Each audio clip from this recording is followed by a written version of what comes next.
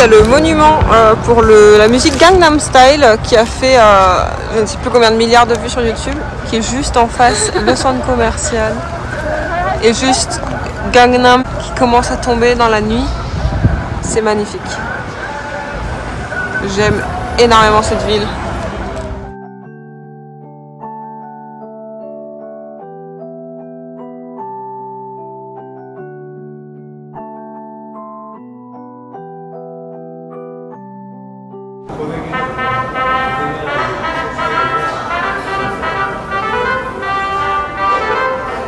Nous avons un long trajet de métro à faire et c'est l'heure de pointe à Séoul. Autant vous dire que le trajet Myeongdong-Gangnam est bondé. Qu'est-ce qu'on va faire Myeongdong? Olivier. Et peut-être un coiffeur. Peut-être un coiffeur et on va essayer de trouver les pancakes de Céciliane en vrai. Exactement. Céciliane est une amie qui est venue à Séoul l'année dernière. Et à Myeongdong, dans les food trucks, il y avait des pancakes. Elle nous en a parlé tellement souvent qu'il faut absolument qu'on les trouve et qu'on les goûte. On est arrivé à Myeongdong. Première activité, je vais filer à Olivyong. Alors Olivyong déjà, qu'est-ce que c'est? Olivyong, c'est une chaîne de magasins où vous allez trouver de la skincare, du maquillage, de l'entretien capillaire, à peu près tout ce qu'il vous faut pour la beauté. À savoir qu'il y en a énormément en Corée. Bien que pour vous donner un exemple, il y en a un de ce côté-là de la rue qui fait l'angle et il y en a un qui est juste ici de l'autre côté de la rue. Voilà. Alors j'ai regardé un peu ce qu'il y a dans les deux. Là-bas ça a l'air d'être plus de la skincare et moi je cherche du maquillage. Parce que oui, je suis partie en Corée du Sud sans aucun maquillage et il faut que je me refasse, clairement. Donc on va aller s'occuper de ça. Celui-ci a vraiment beaucoup de make-up à l'intérieur, donc on va aller voir ça de plus près. Ok, alors ça va être très simple. Déjà, il nous faut tout. Il faut commencer par la base, puis les sourcils, puis les yeux, mascara, lèvres, blush, bronzer, tout. Il nous faut tout. J'ai passé 1h30 dans le Olivyong. Et ça y est, le plein est fait. Et je vous ferai une vidéo où je vous montre tout ce que j'ai acheté et le maquillage que je vais me faire avec. Voilà. Tu pourras faire un pack opening sur les lignes. Ah oui, ça va être un pack opening, ouais. Devine pour combien j'en ai eu? Je sais pas, t'en avais pour 55 €. Je vais te le dire en won, parce que je sais pas, j'ai pas fait la conversion. 155 000. Ah oui. Et ça fait combien en euros? En euros, ça fait 100 €. Ouais, à peu près 100 balles. Mais je me suis fait plaisir. Programme du jour aujourd'hui, le musée de la guerre coréenne. Comment ça s'appelle en anglais? Museum of Korea. C'est plus l'art de la guerre, je crois. Je sais pas, je crois que c'est sur l'histoire de la Corée. Du coup, ça sonne avec guerre. Parce qu'il y a beaucoup de guerres. C'est vrai. Ils sont toujours en guerre techniquement. Techniquement, oui. Mais en vrai, on le ressent pas trop ici. Ah, ça va, ouais, effectivement. On a beau être, parce que en ce moment en plus il se passe beaucoup de choses avec la Corée du Nord, on entend beaucoup parler d'eux. Bah pour autant en Corée du Sud c'est plutôt chill. C'est-à-dire en tant qu'habitant et en tant que touriste on n'en entend pas tant parler que ça. Franchement Séoul avec ses couleurs d'automne c'est magnifique. Ouais, c'est vraiment très très beau. Très très beau. Ah on voit la tour, ah comment elle s'appelle? Namsan. Namsan. On voit le pied de la tour Namsan. Ouais. C'est vraiment super. Au loin. De très très loin. Mais les couleurs des arbres, c'est magnifique. Est-ce que vous aimez sa coque? En plus, elle est grave pratique. Montre-leur. Elle s'ouvre.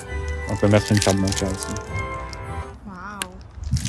Merveilleux. J'ai acheté une coque aussi. Elle est en miroir. Avec plein de petits chats et écrit Happy Cat.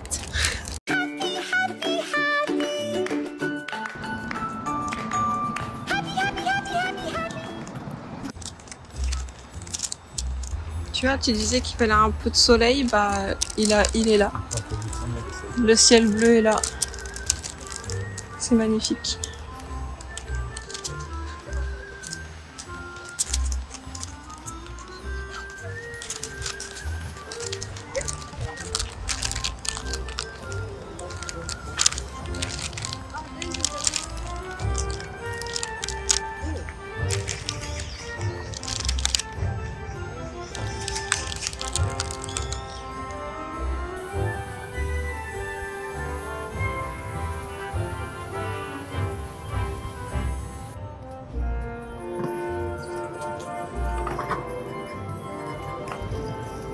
ces marches-là qui nous attendent.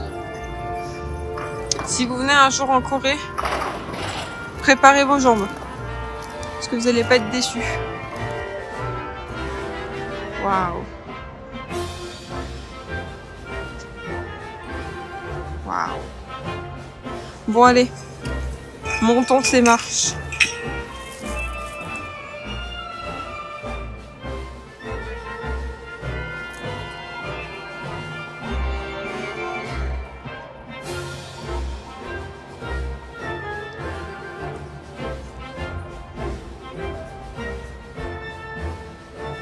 La tour Namsan. Incroyable. Combien de mètres de haut la tour Namsan? 224 mètres. Et après derrière on a toutes les vallées aussi qui sont absolument incroyables. Ce qui est vraiment pratique dans les musées comme ça, enfin en Corée de manière générale, c'est qu'ils détestent te voir encombré en fait. Même au restaurant, il aimait pas le serveur, il a pas trop kiffé que je sois encombré avec mon sac. C'est vrai. Du coup là au musée ils ont mis à disposition des casiers gratuits où tu peux déposer tes affaires et après partir visiter le musée en étant libre de tes mouvements. Et ça c'est vraiment cool. On a fini de faire le tour du musée. Bon, je vous ai pas pris d'image parce que bon, c'est un musée et puis les salles étaient dans l'obscurité, il fallait être calme. Donc on s'est fait un beau petit tour qui a duré quand même une bonne heure et demie. Ouais, je pense. Là la nuit commence à tomber. Et comme on a mal aux pieds, je pense qu'on va rentrer. Petite journée repos. Ouais.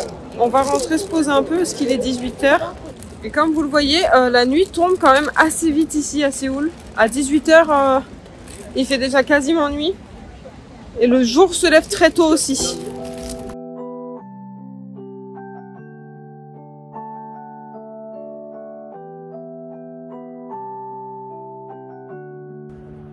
Regardez-moi cette beauté. Au final, c'est un petit peu comme notre tour Eiffel à nous, quoi.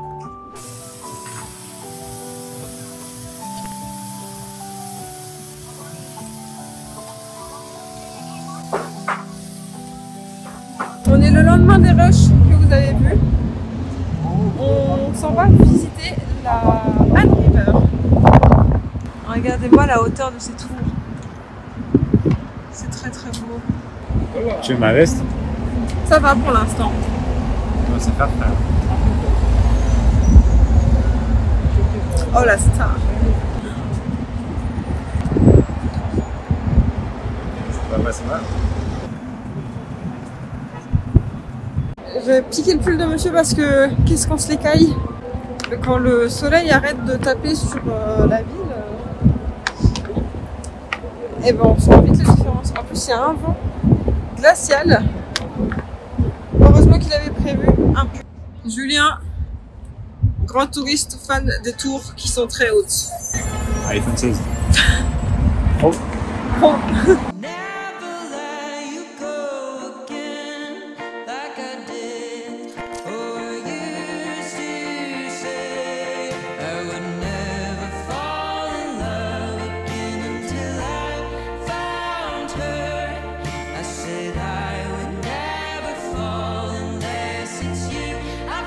On s'est acheté quelque chose au Nice to See You et là on va goûter tranquillement. Il est quelle heure pour goûter d'ailleurs? Il est un peu tard. Ça va être super. 17h54. Disons, t'as une horloge dans la tête.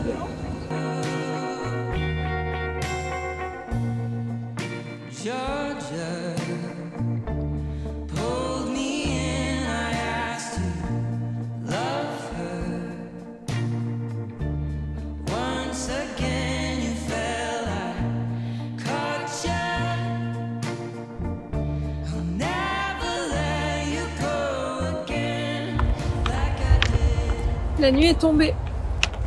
Là, on continue de marcher un petit peu sur les bords de la rivière Han. Et on va jusqu'au pont. Comment s'appelle ce pont, bébé?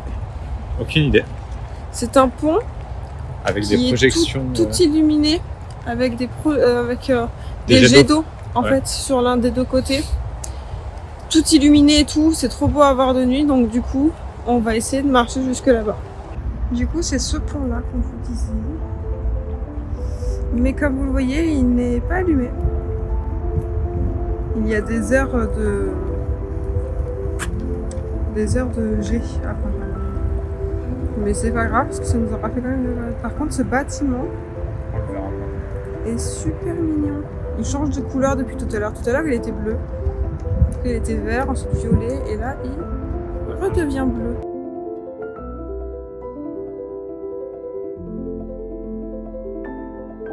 Et on va pas se coucher trop tard parce que demain, en vrai, ce serait bien si on peut se lever tôt et faire plein de choses. Parce que demain, on est jeudi. Et vendredi, on s'en va pour une nouvelle destination que je ne dis pas pour l'instant parce que vous le verrez dans le prochain vlog.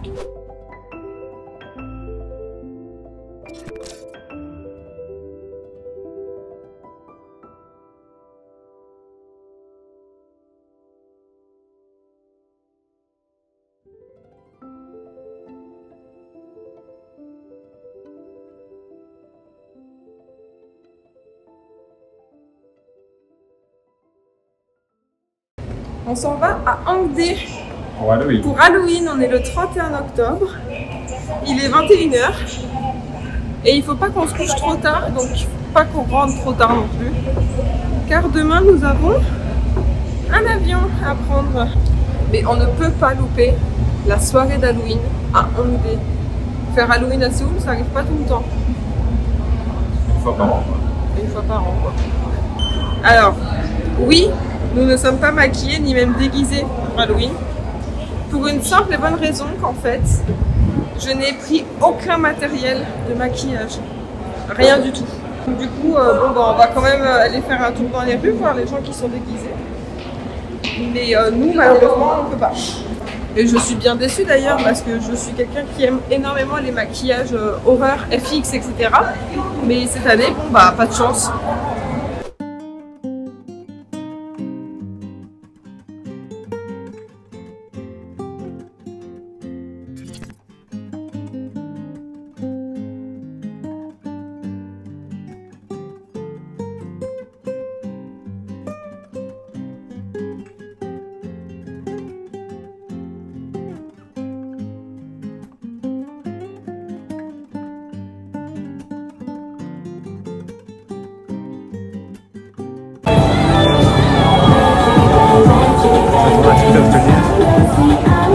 Ça tourne une vidéo YouTube carrément.